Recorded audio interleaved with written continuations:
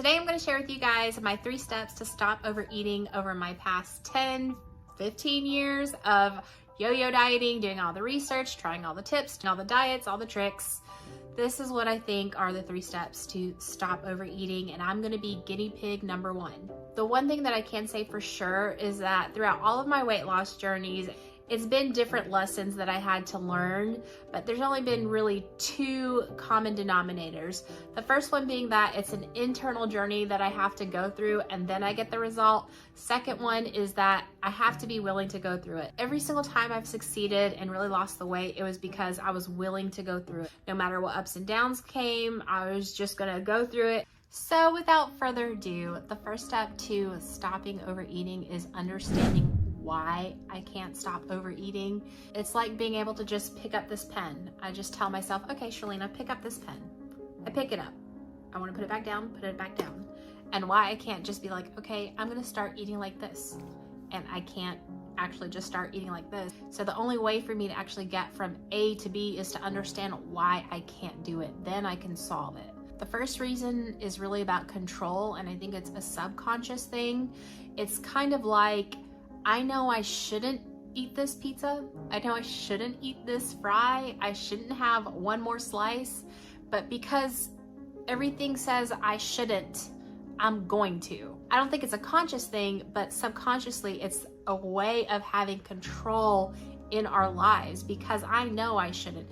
And the stronger I feel like I shouldn't have that, the more I want to eat it, the more I want to have it. And that's how I know it's about control. The second reason why is from an emotional attachment. I believe this is from loving food too much. Thinking about food a lot, like thinking about what you want to eat next, wanting to kind of eat by yourself. And when you're eating, it's almost like you're just fully engaged with the food. There's almost like a stillness, and it's a different level of excitement, a different level of enjoying it. The smallest I ever got, I think, was in 2021. And I specifically remember at one point ordering a cheesecake from the Cheesecake Factory and enjoying it. And I remember feeling like my alarm bells were going off, like these red flags were going off, but I didn't quite know what it was. And now I realize it was me like having this stillness with the cheesecake. I remember eating the cheesecake and just enjoying how good it tasted, looking forward to the next bite, ooh, with the Oreo on top, and just really savoring it was like an experience. I was savoring every little bit of this cheesecake. And I remember the alarm bells going off, like I knew something wasn't right, but I let myself enjoy it. But now I know that that's the difference. That's the emotional attachment. That's when I began gaining the weight, and that's when I began having an emotional attachment back to food. So now that we understand why we can't stop overeating, now it's time to like take action, take the control back. Look back at the past 2 weeks and see where your sources of the negative emotions are coming from, where you feel frustrated, where you feel anxiety, where you feel out of control, where you feel powerless, where you feel frustration and stress. Find where those moments are. And now this is the hard part. It's easy to put blame on external sources. You know, we say things like, oh, I can't control work, or I can't control her attitude, or I can't control the way he XYZ. But this is where we have the control. We can control what we put our energy into. We can control what we put our attention into. We control our minds and our bodies. So we can control either removing ourselves from a situation, or we can control how we react to certain things. Like if we have an illness, it's easy to feel powerless and like we have no control over it. But we can either go into a space of feeling like hopeless and kind of down a spiral of feeling like there's nothing we can do, or we can go into research and trying to figure out new ways to fill our mind and look for solutions. That's a growth mentality. If you've never heard of Joe Dispenza, check him out. He had, I'll mess up his story, but he had some illness that they thought there was no way out, and he literally trained his mind into healing himself. I know it sounds kind of like hokey and crazy, but I really believe in that power of the mind. It's not just about, to me, like just positive thinking, but our inner world is what controls our outer world, and that's how powerful the mind really is. I truly am a believer that everything we see in our outer world is a reflection and a result of our inner world. And sometimes it's really hard to see that. Like, how did I cause this to happen? It's really hard to see sometimes, but when I'm like calm and still, it kind of lets me know about things that I didn't realize that were going on internally. So even though it's hard to see sometimes, it does give you a guide map for things we may not even realize. All right, step number 3, the last step, losing the emotional attachment to food. So that relationship with food, we have to let go of it. I think it's okay to enjoy our food. When I was in good shape, I still enjoyed my food, but there's a different level of enjoying the food that we have to let go of. The first thing is to really be aware and acknowledge when we're really like soaking up the food. We're really enjoying it. We're fully engaged in it. I think it's the difference between being able to eat passively while you're doing something or talking to somebody and really craving that kind of moment to be fully engaged with the food. That's the difference. And the important thing here is not to judge or be critical of yourself. That's where we get emotional attachment, when we start judging ourselves for doing something. That's what creates that emotional roller coaster. It's like a bad relationship full of the high highs and the low lows. Oh, I love eating the food. Oh, judging myself for doing it. That's what creates all of that emotional attachment. That's the difference between me being able to pick up this pen and drop it back down. If I have all of these judgments about this pen, oh, I shouldn't have picked that pen up, but it feels so good to hold it in my hand. That's where all of the emotional attachment comes from.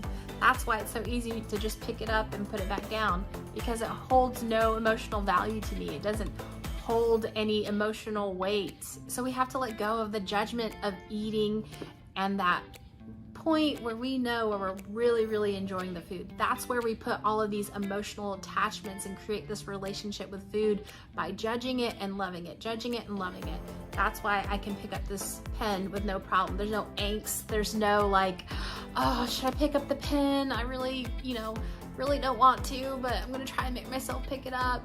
It's not like that, because I have no emotional attachment to picking up this pen and dropping it back down. But when it comes to my diet, when it comes to food, there's all this, oh, I really want to order this and this sounds so good, but I really shouldn't, but I'm gonna do it anyways. That's the control thing. So acknowledge and be aware of when we're like really just fully engaged with the food.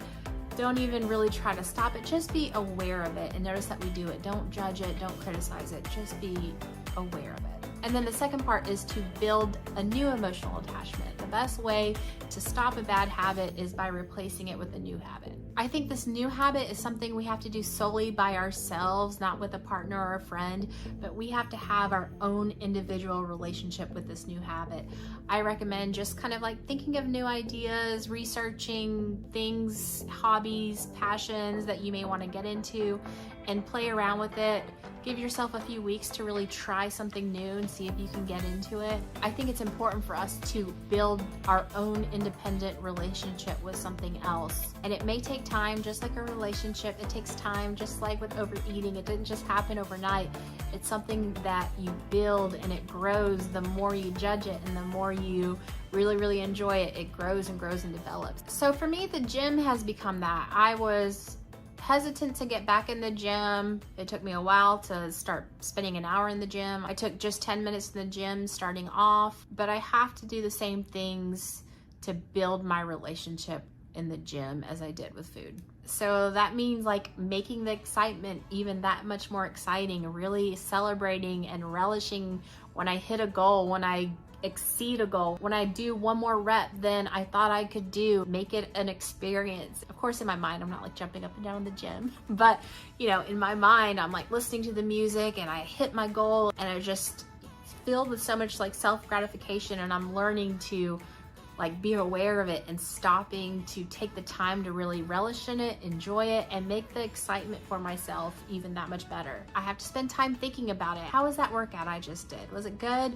What am I gonna do for tomorrow's workout? What sounds good? What's gonna feel really good? Which body part feels like it could use a little extra work? Am I getting bored in the gym? Do I want to try some new exercises? How was my last workout? Did I really push hard? Do I need to push harder? Okay, when I go get in the gym tomorrow, I'm really gonna push even harder. And I have to work on really being fully engaged when I'm in the gym. I'm listening to my music, I'm getting in the rhythm, I'm pushing my body, I'm counting my reps. I'm focusing on my form. Am I really like squeezing the muscle? Do I really feel the contraction? And then I start like really feeling the burn, and then it feels good because I know when my muscles are burning, that means I'm going past a comfort zone, which is gonna get me the results. So like really loving that moment when I feel my muscles burn. So I'm gonna be working on building this relationship in the gym and letting that replace my relationship with food.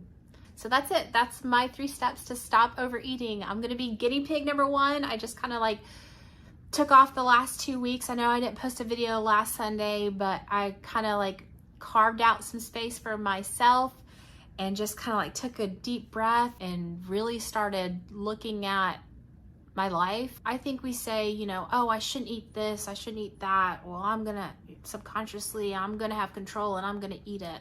So I really, the past 2 weeks have just been kind of like taking a deep dive into all areas of my life and going into the self-help. I've been reading Can't Hurt Me by David Goggins in my audiobook and really just kind of dissecting my life to get that control back. You know, I think it's the most important part is this internal journey, and I know every time I've gone through it, it's been worth it. I always end up happier on the other side. First, happier and smaller and reaching my goals. So it's always worth it. So I didn't do a progress video this week because, you know, I was kind of like carving out space for myself, going through this, like trying to organize my life and all that kind of stuff. Took some time. I feel refreshed. I feel like ready to kind of tackle this. My diet wasn't all that great last week. I weighed in at 195.3. This was just kind of like, you know, let me stop and just figure this kind of stuff out. So my diet wasn't all that great. I weighed in at 195.3, so that put me up 2.3 pounds from week 12 and down 5 pounds total. You know, I mean, I feel like this one's, I'm not too mad about it because I feel like kind of taking this space to like sit down and figure out the mental aspects are going to be even more beneficial for me. So I'll be guinea pig number 1 on these 3 steps, and I'm excited to report back to you guys next week. Thank you guys so much for watching, and I can't wait to see you guys next time. Mwah, mwah, mwah, mwah.